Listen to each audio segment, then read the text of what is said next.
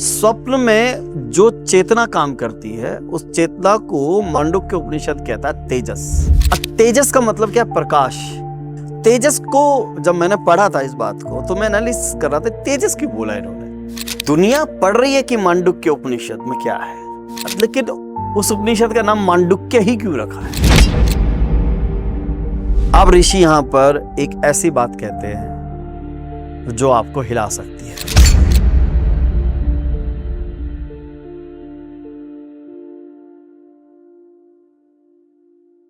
अद्वैत वेदांत एक शुद्ध तात्विक ज्ञान और भक्ति, इन दोनों का फ्यूजन बहुत कम देखने को मिलता है। हमारे भागवताचार्य जी श्री कृष्ण अर्जुन जी महाराज, जो कि अद्वैत वेदांत की, उपनिषदों की, अवेदों की एक गहन अध्ययन करते हैं उनके बारे में, और इसके अलावा वो भक्ति में भी हैं, भक्त भी हैं। चलिए चलते हैं श्री कृष्ण अर्जुन जी महाराज के पास। राधे राधे जी। राधे राधे भाई। हम आपसे पूछना चाह रहे थे कि लास्ट वीडियो में हमारे अद्वैत वेदांत पे वीडियो थी, तो उसके ऊपर काफ़ी कमेंट आए थे और वो पूछना चाह रहे थे कि उपनिषदों पे और गहरे प्रश्न आप कीजिए। तो जैसे हम लोग होते हैं, मानव जीवन में 24 घंटे में मिलते हैं। उन 24 घंटों को अगर हम वैदांतिक दृष्टिकोण से बांटना चाहें तो वो जागृति, स्वप्न और सुषुप्ति के आधार पर हम उसे बांट सकते हैं। तो चेतना के 3 स्तर जो होते हैं, इन पर आप थोड़ा खोलकर बताइए इन्हें कि ये क्या है। चेतना का अपना कोई स्तर नहीं है, वो ऑलवेज हाई पावर है, परंतु उसे समझने के लिए हमारे ऋषियों ने उसको 3 विभाग में करने का प्रयास किया कि हम समझ सकें कि इस अवस्था को हम जागृत अवस्था ले लेते हैं, इसको स्वप्न में ले लेते हैं और इसको सुषुप्ति में ले लेते हैं। जागृत का मतलब है, यहां मैं चर्चा करूंगा, एक उपनिषद आता है बहुत महत्वपूर्ण, बहुत सुंदर और बहुत कम श्लोक का। हमारे उपनिषद कई ऐसे हैं जिनमें 7-7 श्लोक हैं, बहुत किसी में 24 हैं, किसी में 22 है, लेकिन वो पूरे ज्ञान को निचोड़ के रखते हैं। तो एक उपनिषद है मांडुक्य उपनिषद, वो इन अवस्थाओं पे बड़ा खुल के बात करता है। ठीक है, अब जरा ध्यान से समझो। सनातन के जो ऋषि हैं वो नाम भी कितना सोच के रखते हैं। दुनिया पढ़ रही है कि मांडुक्य उपनिषद में क्या है, या कोई साधक पढ़ रहा है मांडुक्य उपनिषद, लेकिन वो जो शब्द है मांडुक्य, उस उपनिषद का नाम मांडुक्य ही क्यों रखा है? तो मैं आपको बताऊं, कई ऋषियों के नाम पर ही उपनिषदों के नाम होते थे, जो उसकी ऋचा कर रहे हैं, जो प्रश्न का उत्तर दे रहे हैं। लेकिन कहीं कहीं पर मतलब सार तत्व लिया गया है। मांडुक्य शब्द मंडूक से आया। मंडूक कौन होता है? मेंढक। यस। अब मेंढक का इस उपनिषद से क्या तात्पर्य है? समझ आ रही बात? अब हम आगे बढ़ेंगे तो समझ आएगा जी। मांडुक्य उपनिषद बताता है कि चेतना के 3 आयाम हैं समझने के लिए। पहली अवस्था जिसे हम कहते हैं जागृत अवस्था, जिसमें महाराज जी आप अभी बता रहे थे कि मांडुक्य उपनिषद क्यों रखा गया। हाँ, वो ये वाली लाइन के बाद 2-4 बातें आप समझो, तब आपको एकदम मैं ऐसे पॉइंट पे लाके खड़ा करूंगा जहां आपके मुख पे अपने आप एक स्माइल आ जाएगी, जो ये बताएगी कि आप अब अर्थ समझें। जी जी।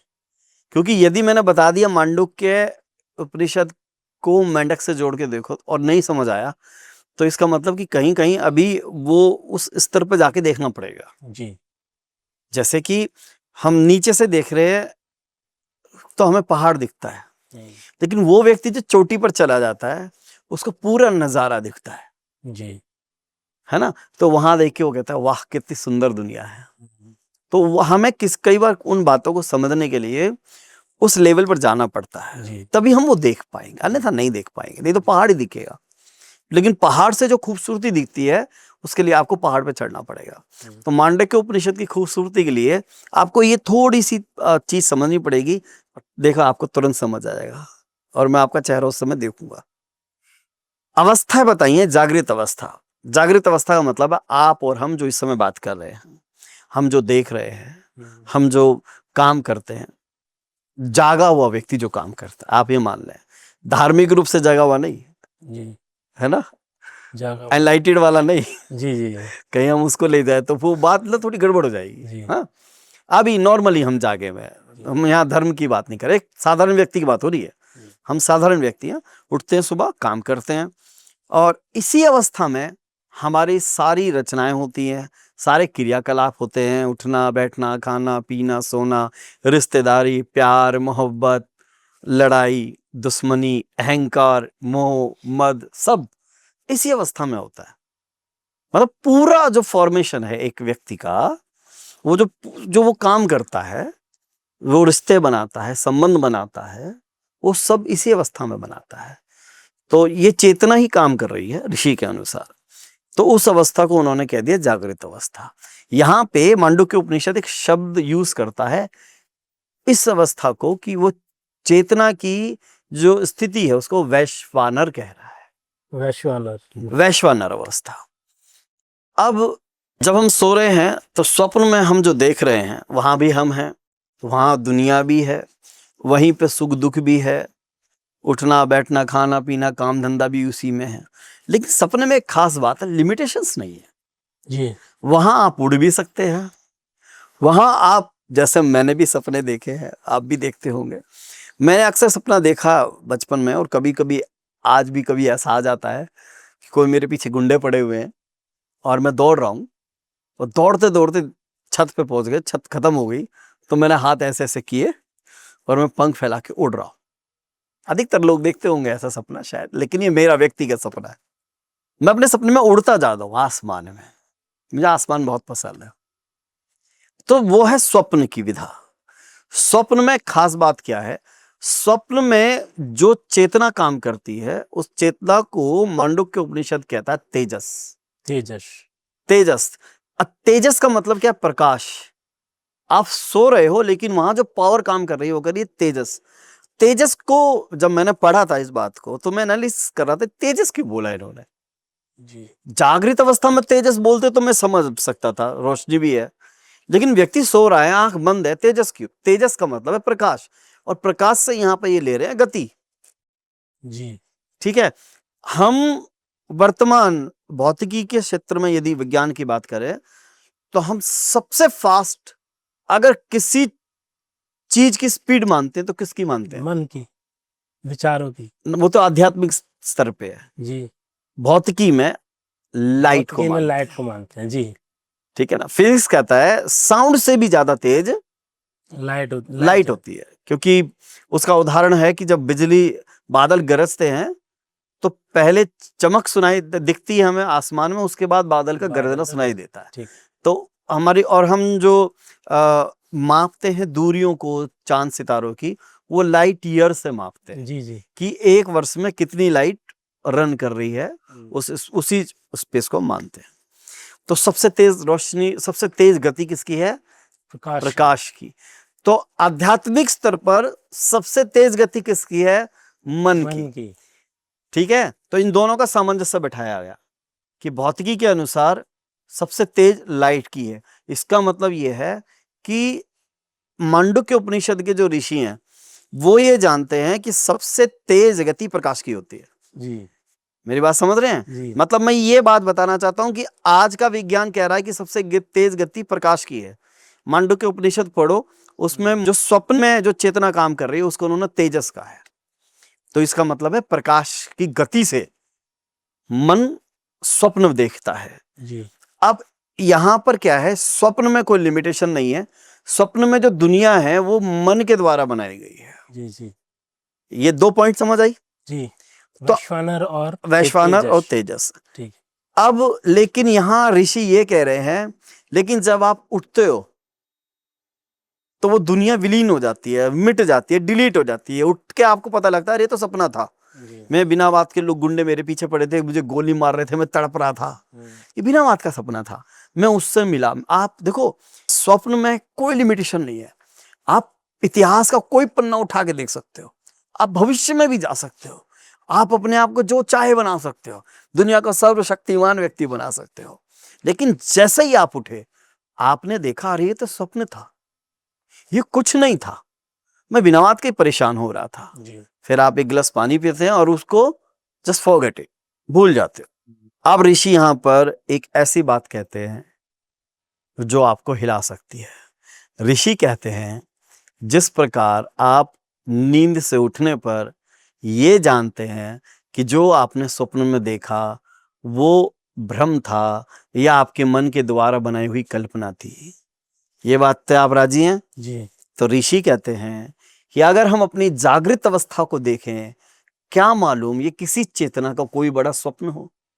जैसे स्वप्न की दुनिया नकली थी, तो क्या जागृत अवस्था में जो हम कर रहे हैं, हो सकता है कभी हमारी आंख खुले तो हमें पता चले ये किसी बड़ी चेतना का कोई स्वप्न है। जी। समझ पा रहे मेरी बात आप? जी, परम चेतना का कोई स्वप्न हो। मेरी चेतना मेरा स्वप्न बना रही है, उसमें मैंने पूरी दुनिया बनाई। जी। तो हो सकता है कोई परम चेतना है जिसका स्वप्न हम हो। हाँ, जिसके सपने में वो हम एक उसी सपने का हिस्सा हो। जी।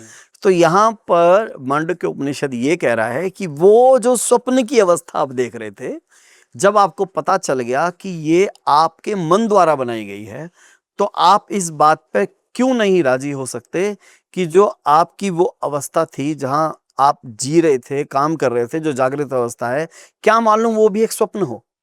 जी। जैसे आज आप जो भी कर रहे हैं, कल हमने जो भी किया वो स्वप्न ही तो हो गया। जी। हमें उससे अब कोई सरोकार नहीं है, डिलीट है वो। जी। जी। कल मैंने क्या किया, कल किससे बात करी, कल कहाँ पॉडकास्ट किया, कल कहाँ इंटरव्यू दिया, कल किससे बात करी, आपने किससे बात करी, स्वप्न ही तो हो गया। जी।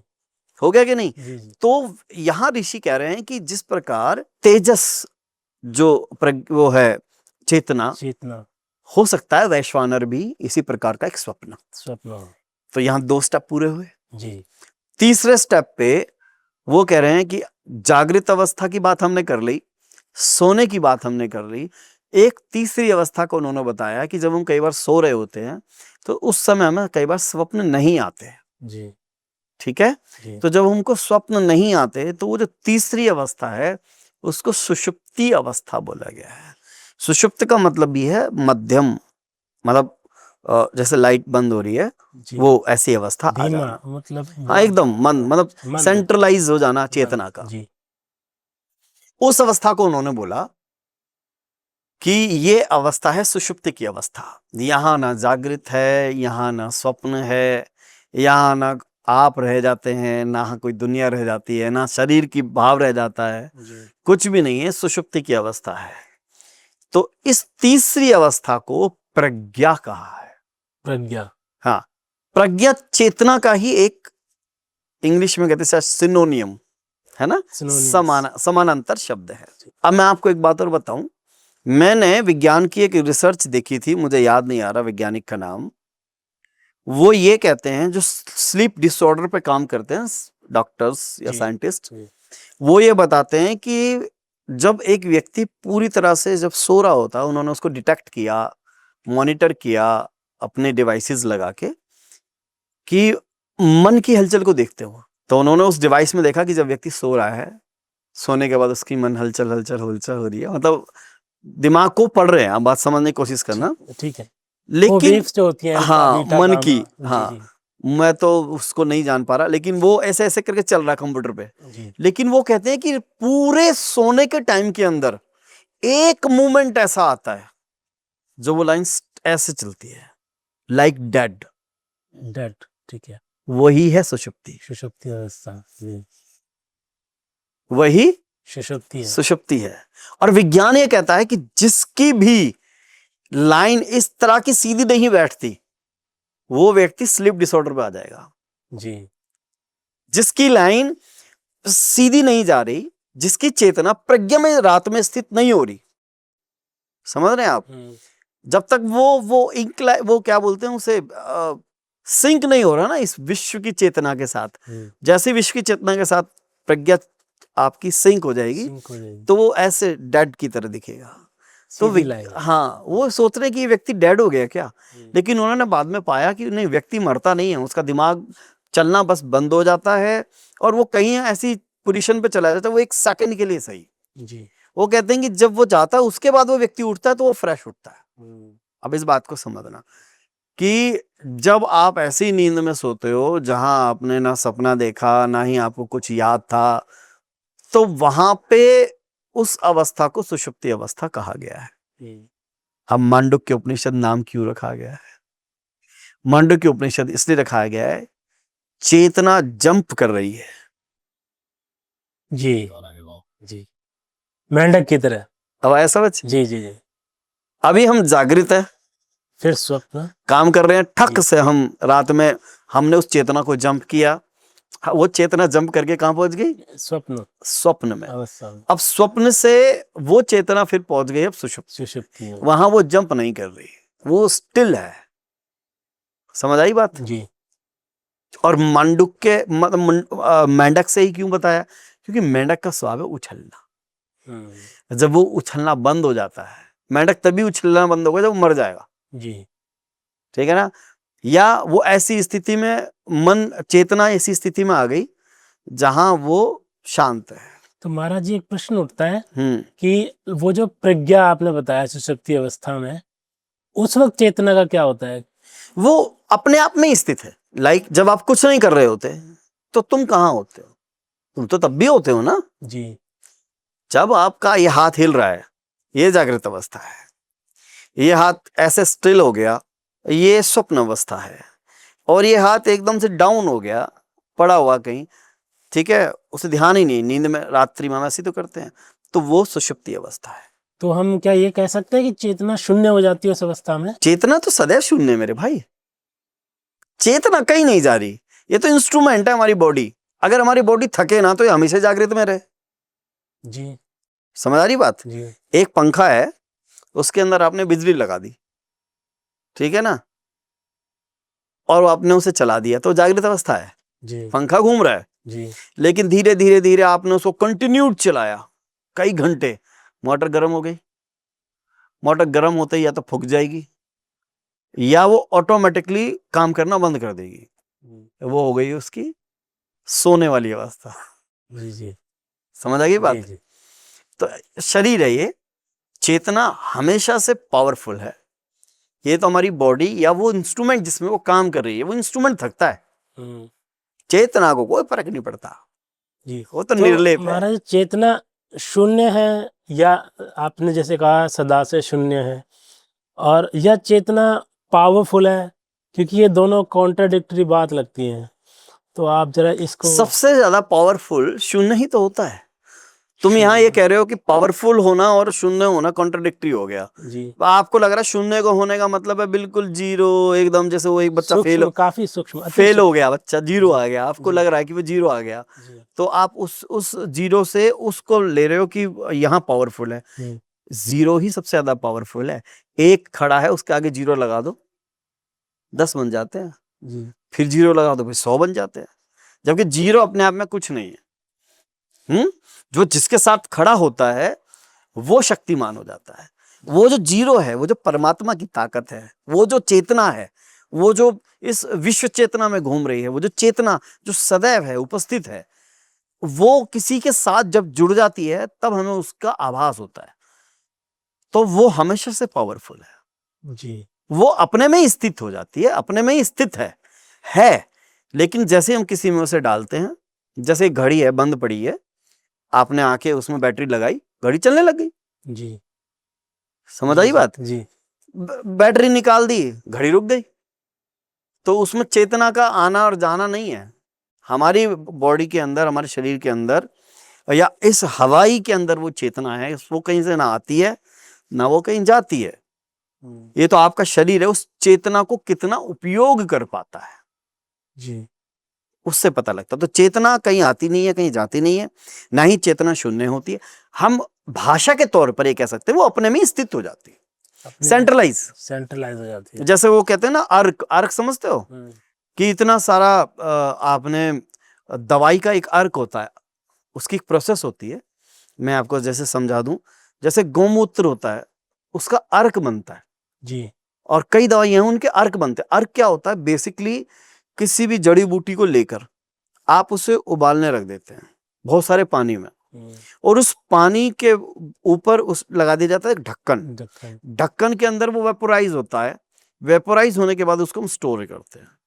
तो वो जो स्टोर हो रही है उसको अर्क कहते हैं। जड़ी बूटी वही है, जी। उसी पतीले में मिलेगा आपको। जी जी। लेकिन वो उससे जो एसेंस उन्होंने निकाला, वो जो उसकी चेतना, यहाँ समझ लो आप, बॉडी वहीं पड़ी है पतीले के अंदर, शरीर शारीरिक रूप से या भौतिक रूप से वो वहीं पड़ी है, लेकिन उसकी जो चेतना है वो वेपराइज हो रही है उसके अंदर। ठीक है, वो एक फॉर्मेशन है, मतलब चेतना हमेशा से है, हमेशा उपलब्ध है। वो जो जंप का तरीका है उसका, जो हम उसे ऐसा समझ रहे हैं, तो इसलिए इसका नाम उन्होंने रखा मांडुक्य उपनिषद, कि जागृत से वो उसने ऐसे जंप की, फिर उसने ऐसे जंप की। तो ये 3 अवस्थाओं में ही आम आदमी जीता है, जागृत में, स्वप्न में और सुषुप्ति में। ये मांडुक्य उपनिषद हमें समझा रहा है। महाराज जी, इसके अलावा एक चौथी अवस्था आती है उसी उपनिषद में, मांडुक्य में, कि वो जिसे तुर्य कहते हैं। तो इसके बारे में थोड़ा बताइए। तुरीय अवस्था साधक की अवस्था है, ऐसा मान के चलो। मैंने आपको अभी ये शब्द इस्तेमाल किया कि जागृत, स्वप्न और सुषुप्ति ये हर व्यक्ति के साथ, हर जीव के साथ है, ऐसा मान के चले हम। वो everyone is living in that state, awaken, dreaming और सुषुप्ति, मतलब लाइक जीरो। जी। जब तक हाँ, जब तक वो डीप स्लीप में नहीं जाएगा, उसको टेंशन होगी, एंजाइटी होगी, है ना, और शरीर ढंग से काम करेगा नहीं, मन ढंग से काम करेगा नहीं, कोई योजना बनेगी नहीं। इसलिए हर व्यक्ति को सुषुप्ति से लौटना पड़ता है जी। ऐसे, ये एक सर्कल है। लेकिन जो ब्रह्म को जानना चाहता है, जो ब्रह्म को जानना चाहता है, वो शब्द से परे है। तो जब तक कुछ समझ आ रहा है तब तक ब्रह्म नहीं है। जब तक कुछ भी समझ आ रहा है ना, तब तक ब्रह्म का अनुभव नहीं है, ब्रह्म है ही नहीं। तो जो ब्रह्मवेता है, जो ब्रह्म को जानना चाहते हैं, उन्होंने कहा नहीं, एक अवस्था ऐसी है जो तुरीय अवस्था है, जहां पर ना कोई जाग रहा है, जहां ना कोई स्वप्न देख रहा है, ना कोई सुषुप्ति में है, वो उठेगा नहीं। वहां पे फिर भी तो कोई चेतना बचेगी। समझिए, ये एक आम आदमी की बात हो रही है। आम आदमी उठता, जागता है, आम आदमी सोता है, और आम आदमी सुषुप्ति में जाकर डीप स्लीप में फिर अगले दिन उठ जाता है ना। तो जो देखो, जो ब्रह्मवेता हैं, जो रिसर्चर हैं, वो ये कह रहे हैं कि वो अगले दिन उठ भी तो जाता है जी। लेकिन जो ना उठे तो वो स्थिति क्या है?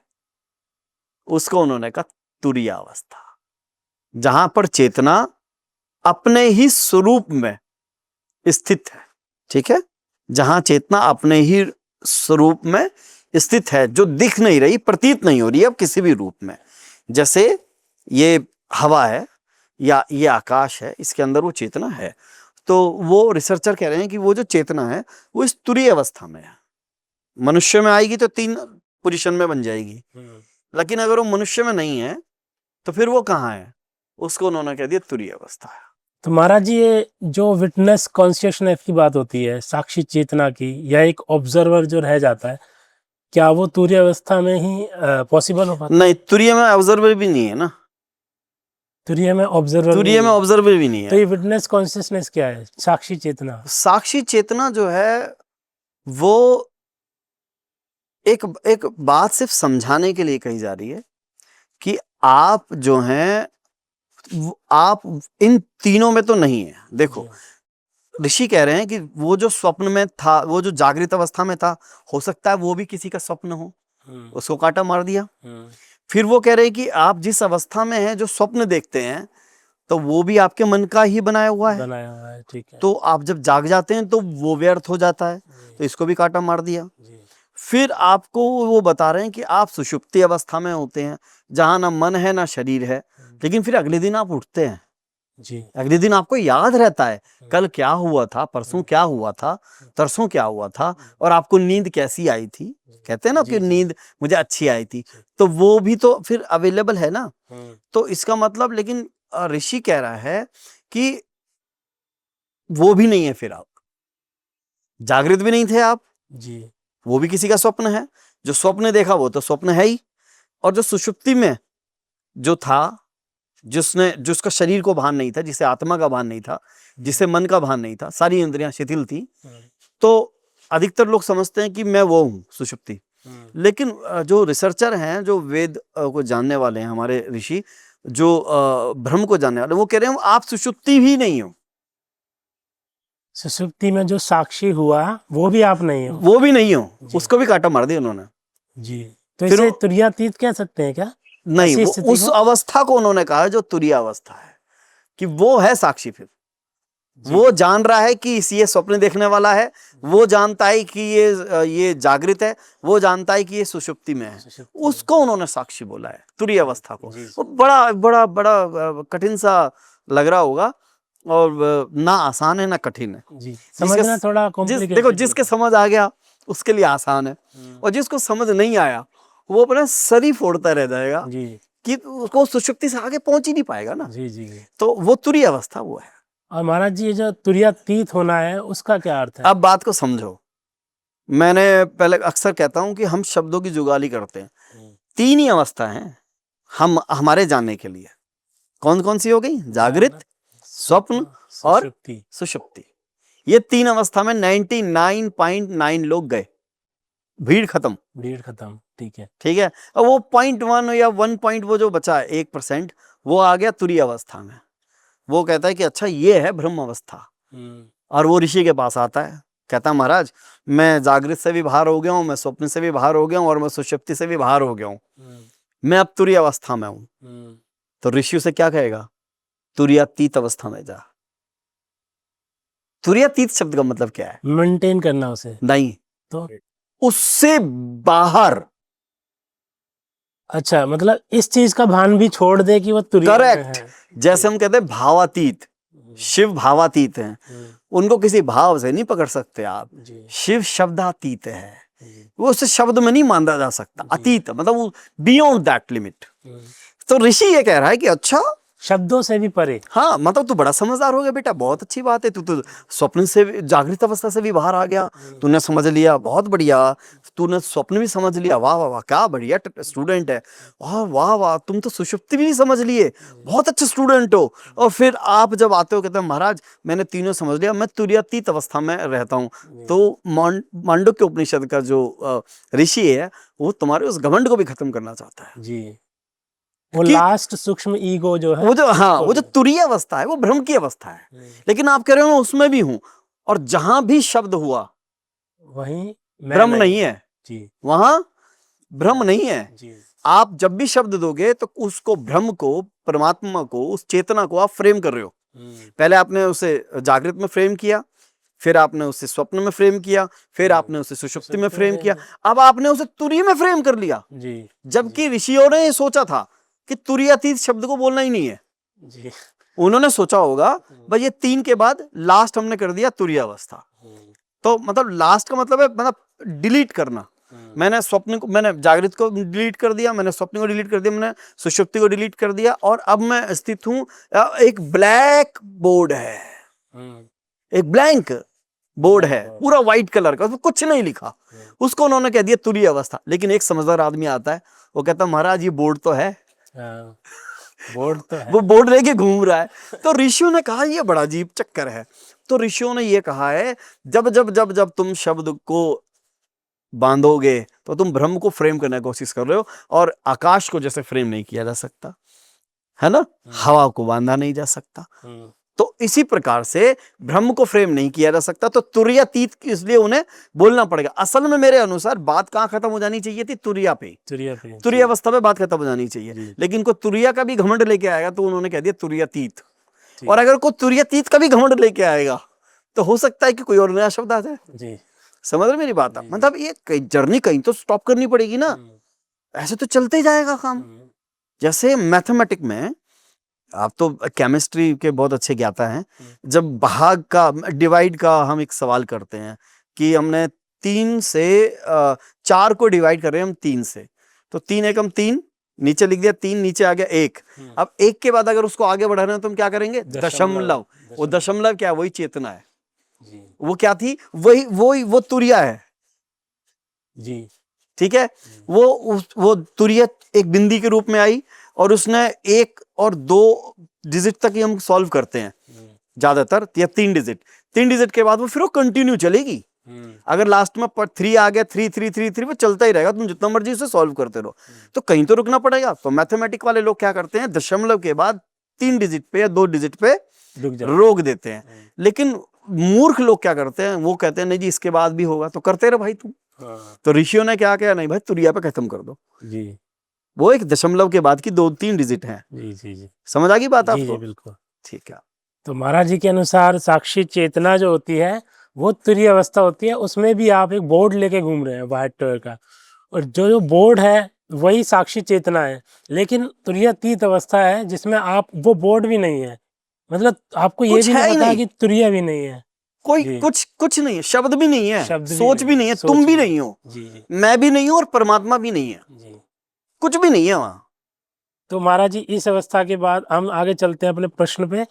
महाराज जी कई साधकों की आकाश तत्व और शुद्ध चेतना शिव, इनके बीच कंफ्यूजन रहती है कि क्या आकाश तत्व और शुद्ध चेतना शिव एक ही हैं या अलग हैं? देखो शिव, ब्रह्मा, विष्णु, ये चेतनाओं को डिफाइन करने के नाम है मेरे भाई। बस आप ये मान के चलो, आप समझ लो कि जो विष्णु है वो जागृत चेतना है, स्वप्न चेतना में ब्रह्मा है, ब्रह्मा का काम क्या है, बनाना। सुषुप्ति अवस्था में जो हमेशा रहती है, उसके बिना जीवन चलना ही नहीं है, पागल हो जाओगे, वो शिव चेतना है। ब्रह्म नहीं है ये। जी जी। ना विष्णु, ना ब्रह्मा, ना शिव, ये ब्रह्म नहीं है भाई जी। ये भ्रम नहीं है। ये बात समझ लो, यही है अद्वैत वेदांत, जो इनको भी नकार रहा है। हम, मैं भागवत कथा करता हूं, किसकी करता हूं, विष्णु की। मैं पूज किसको रहा हूं, कृष्ण की। लेकिन अद्वैत वेदांत में कृष्ण तो है ही नहीं। लेकिन महाराज जी अद्वैत वेदांत में आदि शंकराचार्य कहते हैं शिवोहम शिवोहम, वो किस शिव की बात कर रहे हैं? वो चेतना को एक नाम दिया उन्होंने। शिव की जो चेतना है वो चेतना है जो डीप स्लीप में चाहिए, मतलब उनके साथ अटैच होने वाली जो परम चेतना है, उस परम चेतना से जुड़ने का माध्यम एक पुल बनाना चाहिए ना। तो ये पुल है मेरे भाई। मैं उस परम चेतना से कैसे जुड़ना चाहता हूं, तो सुषुप्ति अवस्था को आप शिव के साथ जोड़ के देख लो, तो वो इसलिए वो शिवोहम शिवोहम कहते हैं। शिव की जो चेतना है, शिव के बारे में हम जो सोचते हैं, शिव के बारे में ऋषियों ने जैसा बताया है, शिव की जो अवस्था है, शिव की जो स्थिति है, शिव के जो गुण हैं, उन गुणों के अनुसार आप देखेंगे कि किसी के अंदर बाकी विष्णु जैसे गुण हो या ना हो, शिव जैसे गुण हो या ना हो, लेकिन शिव चेतना के गुण रहते हैं। तो इसीलिए उन्होंने, मेरे को ऐसा लगता है कि उस चेतना को, क्योंकि वो अद्वैत को मानने वाले हैं, उसको लेकर ही उन्होंने शिवोहम शिवोहम कहा होगा। जी। तो महाराज जी ये जो शुद्ध चेतना की बात हो रही है जिसे शिव कहा गया, वो आकाश तत्व, जैसे ये हमारे बीच आकाश हाँ, है, हाँ, हाँ, इससे किस प्रकार डिफरेंट है, कैसे डिफरेंट है इससे? देखो, ना तो मैं जानता हूं कि वो शुद्ध चेतना क्या है जी। है ना, जी ना मैं ये जानता हूं कि वो शिव क्या है। जी। और मुझे लगता है कि इसे समझना सिर्फ स्वाद की बात है। आई कैन नॉट डिफाइन, जी, शब्दों में नहीं बता सकते। और मैं ये बिल्कुल गलती नहीं करूंगा कि कोई भी नहीं बता सकता जी। शिव चेतना क्या है, या परम चेतना क्या है, या आकाश तत्व क्या है। नोबडी कैन, क्योंकि जो भी शब्दों में बांधूंगा तो फिर फ्रेम हो जाएगा।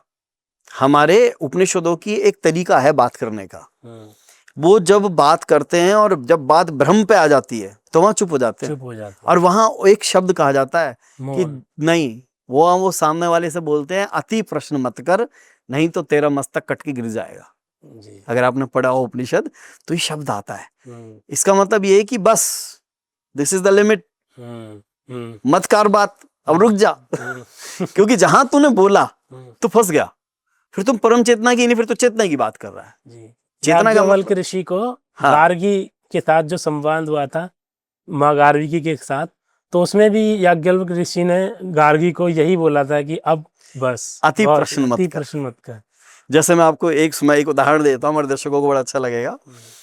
जैसे एक प्रश्न पूछा था कि प्राण कहाँ स्थित है, तो उन्होंने कहा आकाश में। हम्म, तो फिर प्रश्न आया आकाश कहाँ स्थित है? उन्होंने कहा ब्रह्म में। हम्म, फिर अगला प्रश्न पूछा ब्रह्म कहाँ स्थित है?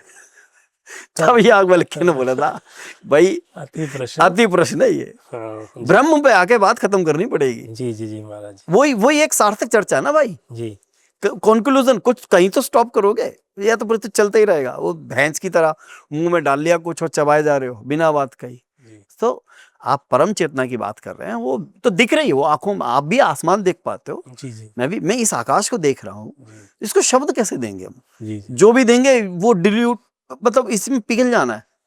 मतलब ये वाली बात होगी वही कि एक नमक की डली समंदर में जाएगी, थोड़ी देर बाद आके बताएगी, आ ही नहीं पाएगी ना कभी। जी अगर आके बता दिया उसने तो वो नमक था ही नहीं वो। जी ठीक है। तो इसलिए परम चेतना के बारे में कोई बात करना बेकार होता है, वो अति प्रश्न होता है। आप उसको शिव के नाम से समझना चाहते हैं, शिव से समझ ले, तो उसमें कोई आपत्ति नहीं है। हमें स्वीकार करना होगा, हमसे बड़े इंटेलिजेंट लोग बैठे हैं, जी हमसे बड़े ऋषि बैठे हैं, उन्होंने कुछ कहा तो कुछ सोचा ही होगा ना, सोचा ही होगा। है ना? ठीक है। क्योंकि कहीं तो रुकना ही होगा, कहीं तो स्टॉप चाहिए। तो बस वही बात है। जी महाराज जी, आगे एक उपनिषदों में शब्द आता है चिदाकाश, उसका अर्थ क्या है? देखो उपनिषदों में एक शब्द है जो चिद आकाश, चिद आकाश। चिद को कहा गया चेतना, चेतना की जो शक्ति है। तो चेतना को आप इंग्लिश में कहते हैं कॉन्शियसनेस, बस वो, बट वो कॉन्शियसनेस उपनिषदों वाली कॉन्शियसनेस नहीं है। जी क्योंकि जैसे महाराज जी इंटीग्रेटेड इंफॉर्मेशन थ्योरी एक दी है उन्होंने, हाँ, वो पर्सनैलिटी बेस है कि चेतना पर्सनैलिटी से अपीयरेंस से अपीयरेंस पता लगती है। और हाँ, एक ग्लोबल वर्क स्पेस थ्योरी है जिसमें वो ब्रेन को चेतना मानते हैं, ब्रेन को एक्टिविटी वो ब्रेन से, शरीर से, इससे ऊपर नहीं पहुंच सकते साहब। जी जी, लेकिन वो मटेरियलिस्टिक थॉट इसके आगे है नहीं ना। जी जी इसके आगे है, वो तो अभी विज्ञान बालक ही तो है, जी बालक है बाबू। जी एक्चुअल में आपको पता होना चाहिए, विज्ञान एक वर्ड पे चलता था, एब्सोल्यूटिज्म।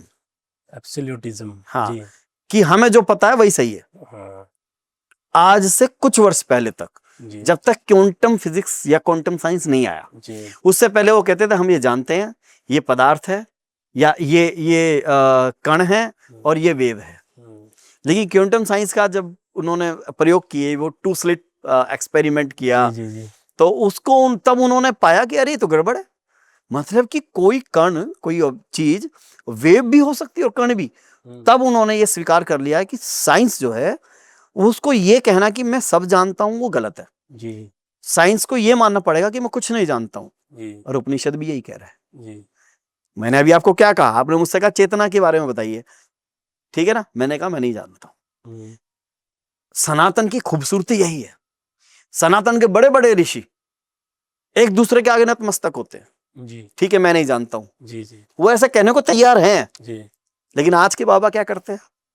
आज के बाबाओं को सब पता है ना? हाँ जी तुम्हारी भैंस कहाँ खो गई, बाबा जी बता देंगे। जी तुम धंधा कैसे अच्छा करो, वो तुम्हारे को बाबा जी बता देंगे। जी बाबा होने का अर्थ या धर्म में आने का अर्थ ये नहीं कि तुम्हें सब कुछ पता है, जी तुम्हें कहीं रुकना पड़ेगा। तो मुझे उसको स्वीकार करने में कोई आपत्ति नहीं है कि मैं परम चेतना को जानता हूं, लेकिन मैं उसे शब्दों में कह ही नहीं सकता, क्योंकि वो परम चेतना को नहीं जानता होता तो मैं आपसे बात ही नहीं कर रहा होता। जी जी मैं उपनिषद के ऋषि को प्रणाम ही नहीं करता। जी मैं तो आज के बच्चों की तरह कहता है क्या बाबा जी की तरह ड्रेस बना के आ गया, आज आता जाता कुछ नहीं है।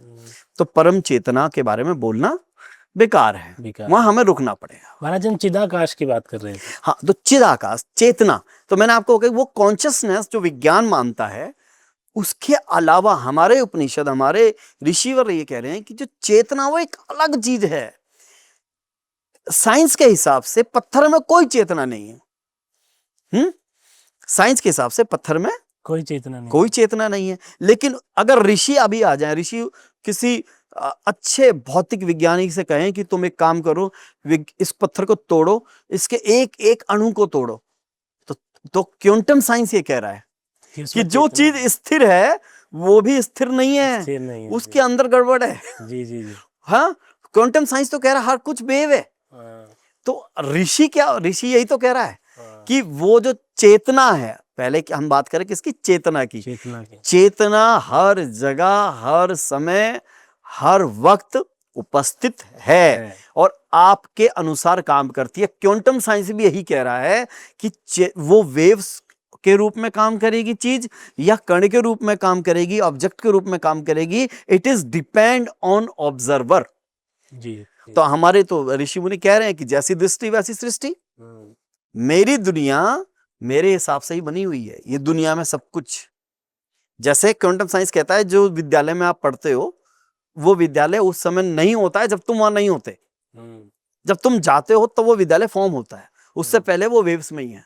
अनंत संभावनाएं हैं, तो वो अनंत संभावनाएं जिस चीज से होती हैं उसे ही चेतना कहेंगे। जी। तो वही है चिद।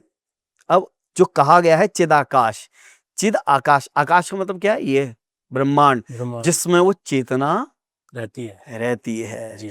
तो एक बात समझो, ये दुनिया में आकाश तो आपको दिख रहा है, स्वप्न में आकाश कहां से आता भाई? जी। स्वप्न में आप जो दुनिया बनाते हो, दुनिया बनाने के लिए आकाश तो चाहिए, स्पेस तो चाहिए। तो जो वो जो स्वप्न में जो स्पेस है उसको चिदाकाश कहते हैं। अच्छा, समझ आ गई बात? चेतना का अपना अंतर्मुखी होने के बाद जो उसका आकाश है, आकाश जो बनता है, जिसमें सपने देखे जाते हैं। बरोबर। महाराज जी, हम पूछना चाह रहे थे कि प्राण और चेतना, प्राण के बिना चेतना का अनुभव करना संभव है या नहीं? देखो, चेतना हमें समझ आती है, चेतना हमें दिखती है, प्राण हमें दिखता नहीं है। प्राण सूर्य है, उसकी रोशनी और किरणें चेतना है। तो प्राण के बिना चेतना कैसे हम समझ पाएंगे? Not possible. उसका मूल आधार क्या है? प्राण। ठीक है ना? तो मैंने आपको पहले भी बताया था, प्राण और चेतना हम इसको पाश्चात्य हिसाब से समझ रहे हैं। अगर आपने पाश्चात्य हिसाब से चेतना और प्राण को समझने का प्रयास किया है जी। यदि आप अपना सनातन के हिसाब से समझें तो वो जो प्राण है उसी की अभिव्यक्ति चेतना के रूप में प्रकट होती है। जी। व्यक्ति कोमा में है जी। हमें लगता है चेतना शून्य है ना, बता ही तो नहीं पा रहा, लेकिन वो ब्रांडेड थोड़ी है, वो तो उसके अंदर तो प्राण है ना, सांस चल रही है ना, तो चेतना भी होगी। आप उसको वैसे ही तो नहीं समझ पा रहे, पर खून तो दौड़ रहा है उसके अंदर जी। तो प्राण दौड़ रहा है ना। आपके हिसाब से वो डेड है, आपके हिसाब से वो कोमा में है, वो हिल नहीं पा रहा, बोल नहीं पा रहा, देख नहीं पा रहा, या आंख बंद करके बैठा है, या आप उसको फूड वगैरह जो है सिरिंज के माध्यम से, दवाई के माध्यम से दे रहे हैं, पर जीवित तो अभी भी है। चेतना का प्रकटीकरण तो नहीं हो रहा जी। प्राण उसमें अभी भी है। और प्राण उसको नहीं कहते सर जो हमको लगता है कि हम जो सांस ले रहे हैं वही प्राण है। प्राण ही ब्रह्म है, ये भी उपनिषद का वाक्य है। और ब्रह्म का मतलब है नो फ्रेम जी। फंस गए यहां पर? ठीक है, मैं भी फंस गया। तो हम अगर प्राण की बात कर रहे हैं तो प्राण के बिना तो हम जीवित ही नहीं है, तो हम ब्रह्म के बिना भी जीवित नहीं, हम आकाश के बिना जीवित नहीं है। अगर हम बीच में यहाँ खड़े हों और ऐसे दबा दिया जाए तो व्यक्ति मर क्यों जाता भाई? क्योंकि आकाश छीन लिया गया जी जी। और उसको जीने के लिए क्या चाहिए? आकाश। आकाश, आकाश का मतलब ये स्पेस, ये जो ये दो हाथ जा रहे हैं, इसके बीच का जो स्पेस पड़ रहा है ये आकाश है, अन्यथा मर जाओगे जी। ठीक है, तो प्राण और चेतना मैं समझता हूं सिर्फ अभिव्यक्ति और शब्दों का एक अलग माध्यम है। प्राण को भी ब्रह्म कहा गया है, और ब्रह्म के बारे में कुछ कहने का मतलब है उसको फ्रेम करना, और फ्रेम करते ही आप चूक गए। तो महाराज जी, ये प्राण को किस तरह स्थिर किया जाता है? देखो, प्राण जो है वो परम चेतना और इस शरीर के बीच का सेतु है जी। और वो प्राण जो है हमारे बीच सांसों से आ रहा है। इस शरीर और परम चेतना के बीच का सेतु क्या है? सांस, प्राण। सांस, प्राण, जो हम इसी परम चेतना से ले रहे हैं सांसों के माध्यम से। तो जब प्राण आपका असंतुलित होता है तभी आपका शरीर असंतुलित होता है जी। ठीक है, तो प्राण को अगर आप संतुलित करना चाहते हैं तो आपको उसके लिए सांसों को संतुलित करना पड़ेगा जी। तो यही प्राण है जो आप में काम, यही क्रोध, लोभ, मोह सब कुछ बनाता है। और जब ये बैलेंस खराब हो जाता है, मैं आपको बताऊं, जैसे हमारे शरीर में कई प्रकार की वायु होती है, अपान वायु, उदान वायु, समान वायु, कूर्म वायु, समझते हैं, सुना होगा इनके बारे में। जो ऊपर की ओर चलती है उदान वायु, ठीक है, नीचे की ओर चलने वाली वायु अलग है जो आपके खाने को डाइजेस्ट करती है, एक ऊपर की तरफ चलने वाली जो फेफड़ों से आ रही है, एक वो वायु जो आपको आप बैलेंस करती है पूरी बॉडी को, उसे समान वायु कहते हैं। तो ये वायु जो है ये प्राणों को लाने का एक माध्यम है। तो प्राण संतुलित करने का मतलब है अपनी सांसों को संतुलित करेंगे आप, और संतुलित करने के लिए आपको किस में जाना पड़ेगा, अपनी बॉडी को स्ट्रेट बैठाना पड़ेगा, सांसों पर ध्यान देना पड़ेगा, और जिसे हम साधारण भाषा में कह सकते हैं ध्यान करना होगा। महाराज जी, यही हमारा प्रश्न था। कुछ कई दर्शकों का पिछले पॉडकास्ट से वो जानना चाह रहे थे कि ध्यान की सरल विधियां क्या है। देखो, असल में ध्यान की अपने आप में कोई एक या दो विधि नहीं कह सकते। जैसे योगी ध्यान करते हैं अपने आप को स्थिर करके, संगीतज्ञ ध्यान करता है स्वर से स्वर मिला के, ठीक है। और आसान विधि यह है सांसों पर वॉच रखना। आप कुछ मत करो, सिर्फ स्थिर होके बैठ जाओ। सबसे पहला काम है स्थिर होके बैठ जाओ, मूवमेंट मत करो, क्योंकि अभी आप पहले शरीर को स्थिर करो, फिर मन को स्थिर करो, और फिर प्राण स्थिर होंगे। अब इसको जानना है अगर अच्छा, तो हमारे पास जैसे भैरवी तंत्र है, शिव सूत्र, जिसमें पार्वती जी को शिव ने ध्यान की विधियां बताई है। तो ये तो बड़ी अच्छी चीज होगी ना। तो उसके लिए हमको एक अलग पॉडकास्ट करना पड़ेगा, क्योंकि ये बहुत डिटेल में जाएगा फिर। महाराज जी, आज के पॉडकास्ट में हमने काफी डीप जाकर जो अवस्थाएं हैं चेतना की उनकी बात की। उसके अलावा आपने कहा कि ब्रह्म को शब्दों में नहीं बांधा जा सकता, लेकिन फिर भी शास्त्रार्थ का जो एक परंपरा है वो तो चलती रहती है।